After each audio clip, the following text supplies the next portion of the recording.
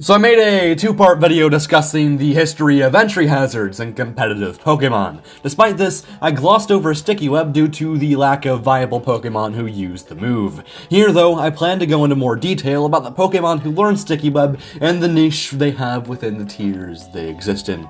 But what even is Sticky Web? Well, it's an entry hazard that decreases the speed of every Pokémon who enters the field, with the exception being Flying-type Pokémon who can hover over them.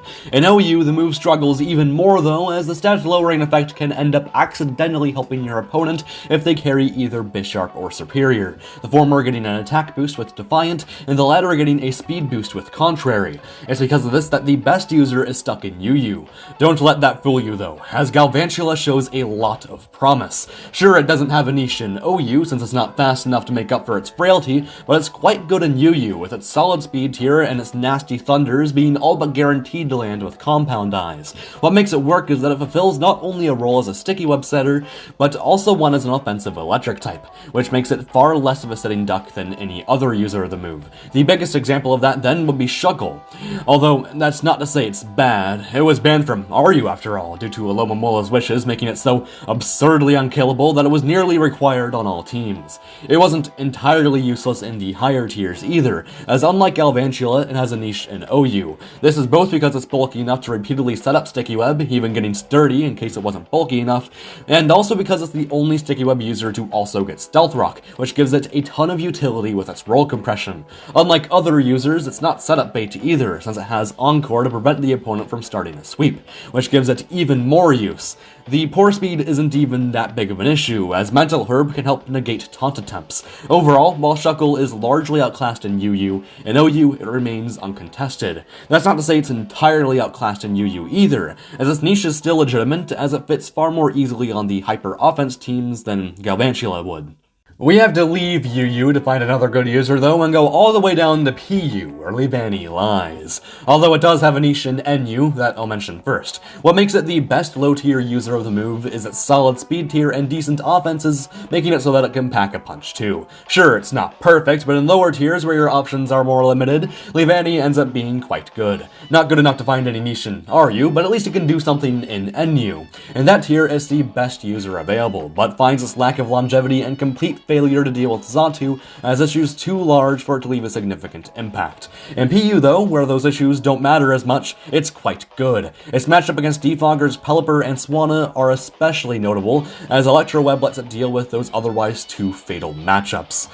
This didn't change how it could only perform as a Sticky Web user, but the same applies to even the higher tier Pokemon with the move, so I'd consider Leavanny's time in ORAS as a success. Despite this, it wasn't a success for everyone. Ariados, Kricketune, and Masquerain all have significantly worse stats than Leavanny, being held back especially by their poor speed. Sure, Ariados has Toxic Spikes and Masquerain has Intimidate, so they seemed like fun to try, but ultimately Leavanny was the only one who could break it into PU. As for NFEs, Swadloon is obviously useless, but since the other three are allowed in Little Cup, they all find niches. Surskit is easily the best user with its good speed and ability to ruin Rapid Spin Drillbur. Despite this, it's frail and weak, even if it still outspeeds much of the tier. A bulkier option then would be Spinarak, but that doesn't say much, even if a Fairy resistance and a 4x fighting resistance is nice to have.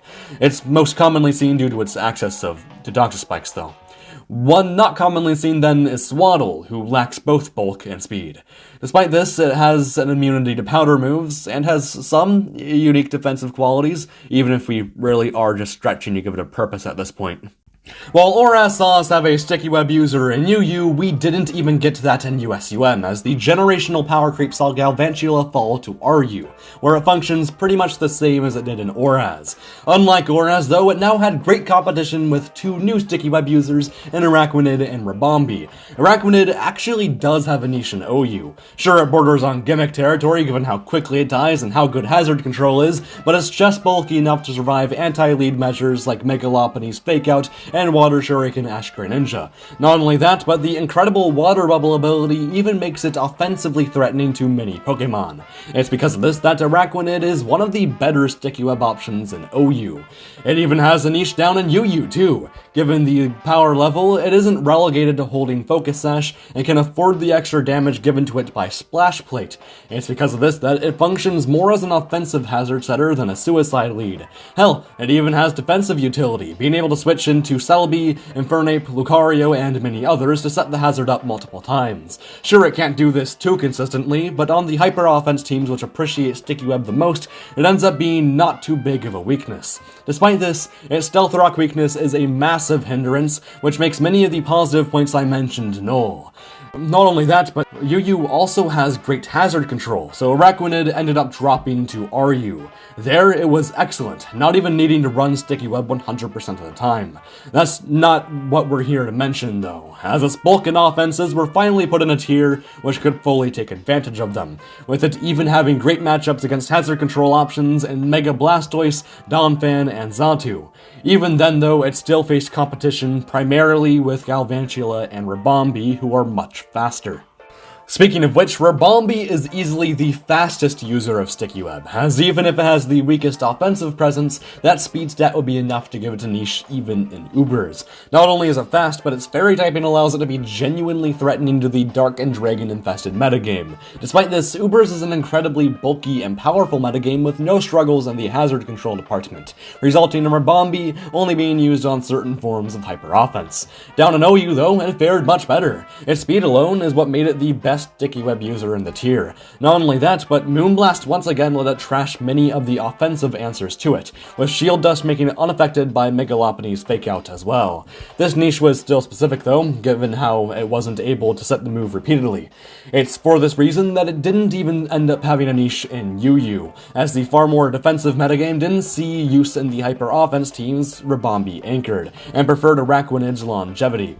It's because of this that it ended up in RU. Here its base 95 special attack was considered genuinely okay, and it's with this that its role shifted from a Sticky Web setter to a wall breaker of choice specs or a Quiver Dance sweeper. With this, Sticky Web found a lot less use, as if you wanted an offensive Sticky Web user, then Galvantula would typically accomplish more. That's not to say it didn't use the move at all though, as it can still be used on the choice spec set when you didn't want to make a big prediction. With this, there's only one more tiered user of the move left in Slurpuff, who was banned from NU, not for Sticky Web, but instead for Belly Drum.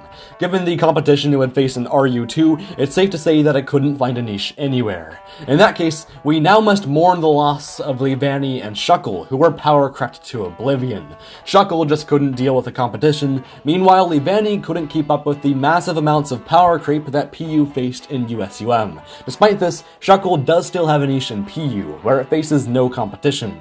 Meanwhile, while Leavanny is not bad by any means, it's still a shell of its former self. Then of course, Ariados, Kricketune, and Masquerain had to take another L. On the Little Cup side of things though, Swadloon was once again not allowed, and Cutiefly and Swirlix were banned.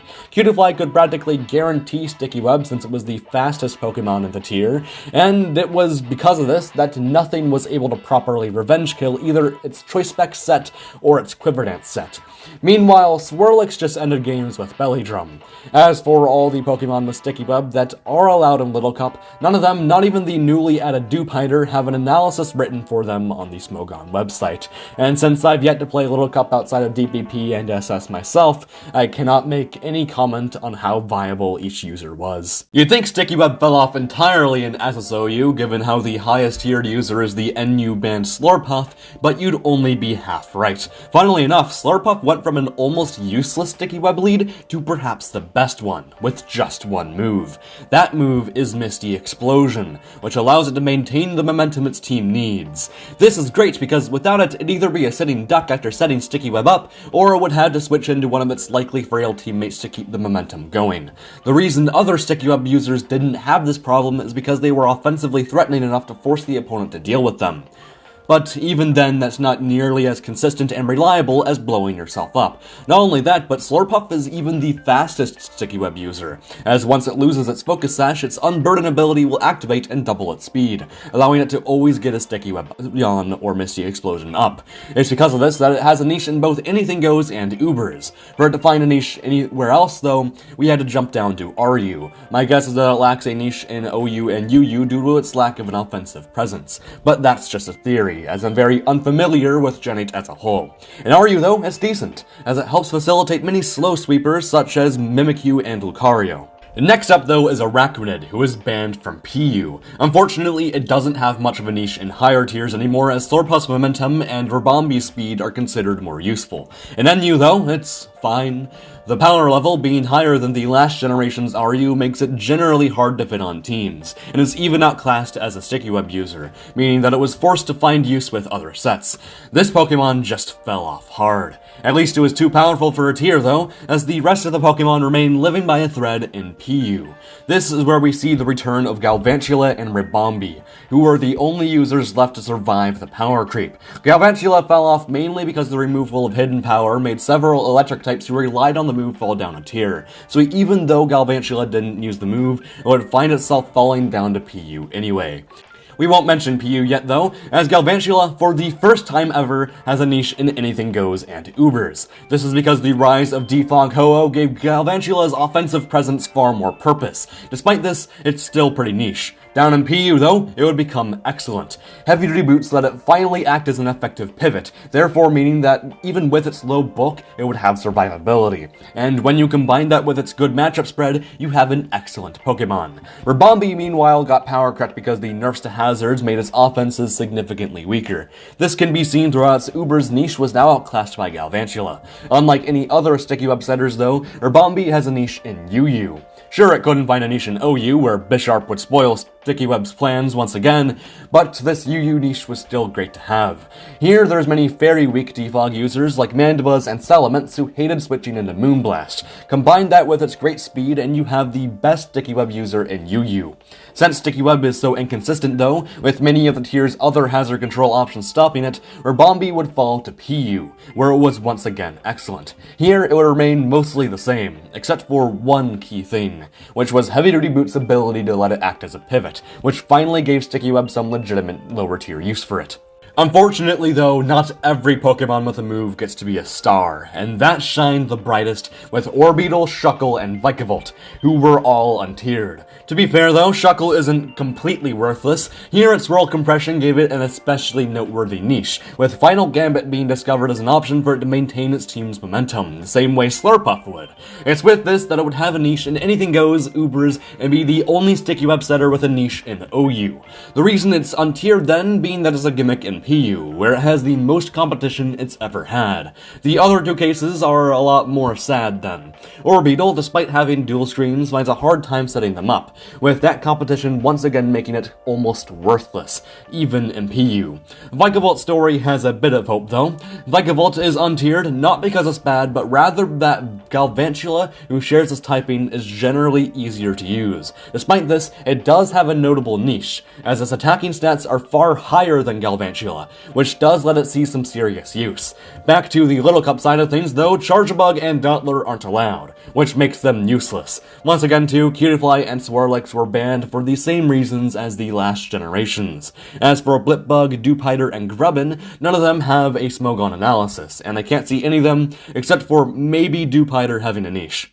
The lower tiers of SV are not developed, but that won't prevent me from discussing Sticky Web. This is because we can, at the very least, discuss the potential that every Sticky Web setter has. But what are our options? Well, they're Masquerain, Kricketune, and Spidops. Kricketune, as always, is useless. It simply has no tools outside of Sticky Web. Meanwhile, Masquerain and Spidops have potential. Masquerain has Intimidate, but what makes it most useful is that it's the only user with an offensive presence. After a Quiver Dance, Hurricane Rain and Bug Buzz do a surprising amount of damage and make Masquerain a decent option. It's not the best one though. That crown goes to Spidops, who, despite having some of the worst stats I've ever seen, has a boatload of utility in its move pool, which not only makes it useful, but unpredictable. It has Sticky Web, Spikes, Circle Throw, Memento, First Impression, Lunge, Pounce, Taunt, U-Turn, and Toxic Spikes. No wonder its stats are awful, because this move pool is surprisingly great, and easily makes Spidops your best option. In ZU. Yeah, even though it's the best Sticky Web user, I'm not too confident it'll find a place in a tier where it'll be a consistent option. It'll just be that one untiered mon you bring whenever you need a Sticky Web setter. I think that's it though, so let's get this video to a close. I barely got this one out in time. This is because we're in the Christmas season, and I'm obviously busy because of it. Not only am I seeing family on Christmas Day, but I'll be traveling out of state to see even more family after Christmas. It goes without saying then that I won't be uploading next week, as I want to cherish my time with my loved ones, especially since I haven't seen some of them in over a year. Not only that, but even when I do come back to my home state, the #1 priority won't be placed on this channel, but rather on the anime channel, as I'm working on a sequel to a video that blew up beyond the scope of anything even on this channel. With that said, I hope you guys will be excited for the upload I give you in the next 2 weeks, as it's easily one of my favorite scripts I've written.